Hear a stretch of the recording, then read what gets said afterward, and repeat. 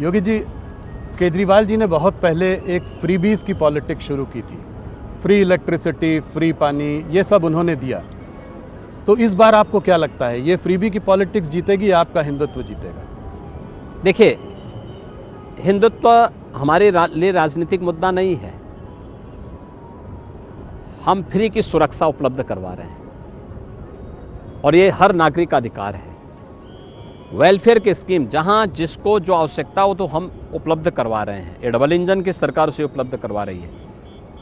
लेकिन खैरात बांटने की प्रवृत्ति, क्योंकि ये खजाना प्रदेश की जनता का है, मेरा नहीं है, मेरा व्यक्तिगत नहीं है। मुझे कोई राइट नहीं इसको लुटाने का। जो जनता जनार्दन का अधिकार है वही उनको उपलब्ध, वह उनको होना ही चाहिए, वो उनको उपलब्ध करवाने का पूरा प्रयास हो रहा है। योगी जी, मेरा एक सवाल इससे थोड़ा बड़ा है, थोड़ा इससे ऊपर उठ के है, और वो ये है कि क्या आप इस रेवड़ी कल्चर, इस फ्रीबी कल्चर के बारे में चिंता करते हैं? देखिए, बहुत सारे चुनाव हुए हैं पिछले कई वर्षों में, और अब सिर्फ फ्रीबीज दी जा रही हैं, और आपकी पार्टी के प्रदेशों में भी ऐसा हुआ है, जैसे कि मध्य प्रदेश हो गया, छत्तीसगढ़, मतलब कर्नाटका, हर जगह आप फ्रीबी दीजिए और जो है चुनाव, और उसका चुनाव में परिणाम पॉजिटिव आ भी रहा है। महाराष्ट्र में भी लाड़की बहना स्कीम भी आई। क्या आपको इस बात को लेकर आप चिंतित हैं? आप यूपी को $1 ट्रिलियन इकोनॉमी बनाना चाहते हैं। इस तरह की फ्रीबी कल्चर ग्रोथ को स्लो करेगा, इंफ्रास्ट्रक्चर में पैसा कम जाएगा। इस पर आपका क्या मानना? देखिए, मेरा मानना है कि हमें एक लंबी सोच के साथ काम करना होगा। परफॉर्मेंस बेस्ड इसको करना पड़ेगा।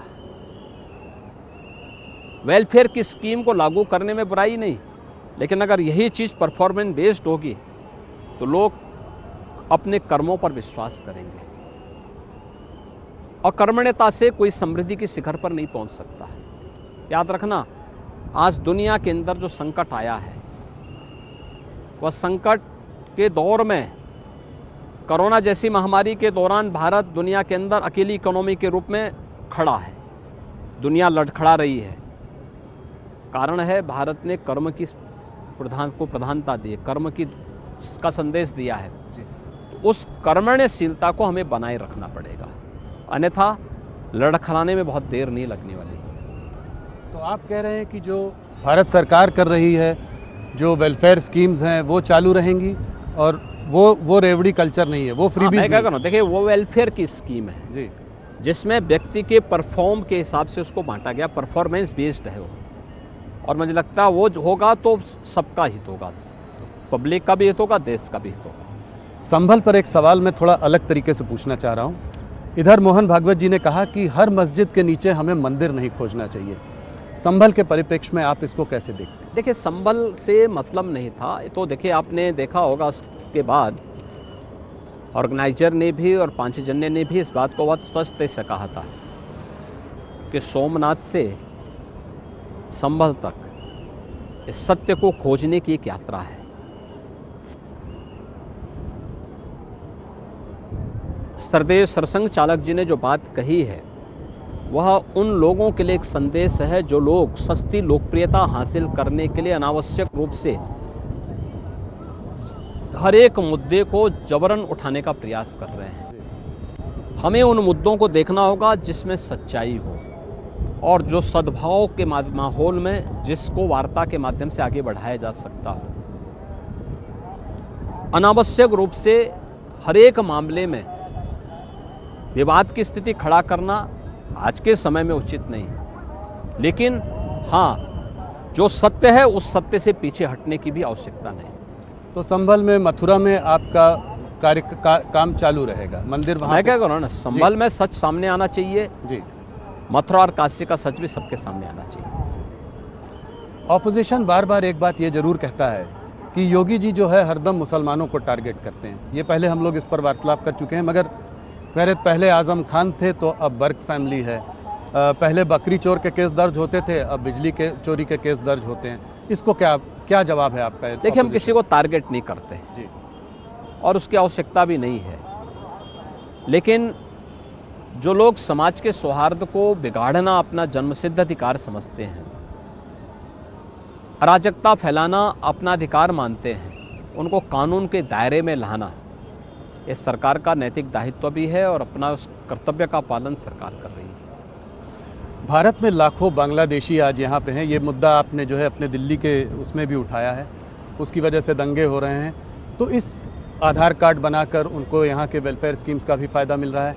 तो इसका समस्या का समाधान क्या देखते हैं? देखिए, जो चीज सुरक्षा के लिए थ्रेट हो, रिलीजियस डेमोग्राफी को चेंज करने वाला हो, और ये जानते हुए कि यही कारण देश के विभाजन का कारण बना था, जी, हमें उससे समय रहते सतर्क और सावधान होना होगा। दिल्ली का उदाहरण आपके सामने है। दिल्ली में ओखला औद्योगिक नगरी है। पिछले 10 वर्ष में कोई उद्योग नहीं लगा पाई दिल्ली की आम आदमी पार्टी की सरकार। न्यू ओखला के रूप में नोएडा है। देश का सबसे बड़ा इन्वेस्टमेंट का डेस्टिनेशन बना हुआ है। उन्होंने निवेश किया बांग्लादेशी घुसपैठियों और रोहिंग्या को बसाकर। हमने निवेश किया औद्योगिक इकाइयों को ला करके, मॉडर्न एज टेक्नोलॉजी को वहां पे ला करके। डाटा सेंटर बन रहे हैं, रोबोटिक के सेंटर बन रहे हैं, और भी एआई के नए नए सेंटर वहां पे स्थापित हो रहे हैं। लाखों नौजवानों को रोजगार के अवसर वहां से प्राप्त हो रहे हैं। तो ये दोनों में यही अंतर है।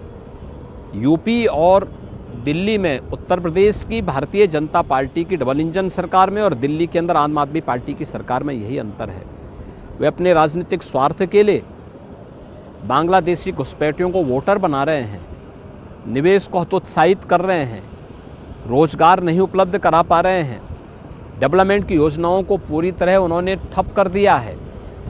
लेकिन दूसरी तरफ उत्तर प्रदेश सरकार है कि उत्तर प्रदेश के अंदर हमने यूपी को निवेश के सबसे बड़े गंतव्य के रूप में स्थापित करने में सफलता प्राप्त की है।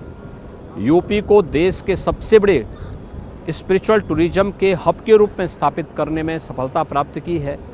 देश के अंदर सबसे अधिक रोजगार दे करके यूपी के युवाओं के हाथों को काम देने में सफलता प्राप्त की है, और देश के अंदर इंफ्रास्ट्रक्चर का एक मॉडल यूपी के अंदर हम लोगों ने खड़े करने में सफलता प्राप्त की है। योगी जी, आपने वक्फ बोर्ड को माफिया बोर्ड बोला है। आपने कहा है जितनी वक्फ की जो सरकारी जमीन जो उन्होंने ली है उसकी हम एक एक इंच वापस लेंगे। कैसे हो पाएगा ये? देखिए, हो रहा है। मुझे ये बात तब कहनी पड़ी जब अयोध्या के लिए, काशी के लिए, प्रयागराज के लिए, संभल के लिए, हर एक जगह के लिए उनके दावे आने लग गए कि ये तो वक्फ की लैंड है। तो फिर मैंने पुराने राजस्व रिकॉर्ड टटोलने शुरू किए, और राजस्व रिकॉर्ड टटोलने के बाद जो चीज़ें सामने आई उसका परिणाम हमारे सामने है। हम लोग देखने में सफल हुए कि इनके दावे गलत थे। इसलिए हमने कहा कि वक्फ बोर्ड को कोई माफिया बोर्ड मत बनाओ, अन्यथा यूपी का माफिया टास्क फोर्स इस पे कार्रवाई करना प्रारंभ कर देगा। हम लोगों ने यूपी वक्फ बोर्ड के नियमावली में संशोधन करके इस बात की व्यवस्था की है कि हम लोग पुराने राजस्व रिकॉर्ड निकाल करके, राजस्व रिकॉर्ड में जो दर्ज होगा उसके अनुसार हम कार्रवाई करेंगे। उनके सारे दावे गलत साबित हो रहे हैं।